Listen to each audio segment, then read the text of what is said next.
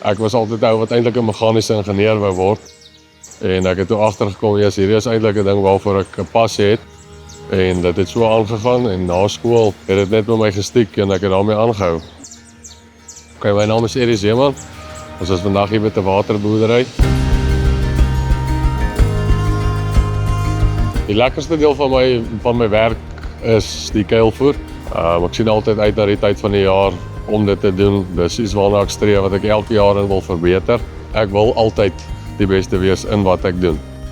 Die tipe tegnologie wat ons gebruik in die kuilvoer, belangrikste deel is ons kerwers wat vir ons help met die vogaanwysings, die presiese snylengte en die tempo waarteen ons die kuilvoer sny.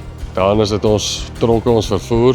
Dit is lekker groot maat wat ons kan insit en dan na ons orkelbal toerusting toe vat. Die hoeveelheid bale wat ons op 'n dag kan maak met die 4 masjiene wat ons het, balmasjiene en die 2 kerwers en die klomp tronke wat ons het, kan ons tot en met 1600, 1700 bale 'n dag produseer. Vir ons as ouens wat kuilvoer verkoop, gaan dit nie vir ons oor opbrengs nie, maar meer vir ons oor kwaliteit wat ons aan 'n kliënt lewer. As jy 'n bal verkoop, verkoop jy jou naam saam met die bal. Jy kan nie aan koste sny en kompromieë maak om dit goedkoper vir jou te maak, maar die kliënt trek swaar op die ou einde nie.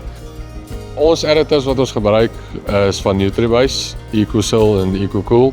EcoSil gebruik ons in ons soetsorghum kuilvoer, in ons graskuilvoer en ons haverkuilvoer. En in ons mielies gebruik ons nou weer EcoCool wat die boekneraai bakterieë bevat wat baie belangrik is in mieliekuilvoer, juis vir daai aerobiese stabiliteit. Ek weet vanaand kan ek met 'n geruste hart gaan slaap en weet daai proses wat in daai bal moet gebeur, sal gebeur. Die inokulant wat ons daarby sit, gaan sy werk doen 110%. As ek daai bal oor 2 weke kan oopsny, kan ek weet hierdie is topkwaliteit kuilvoer.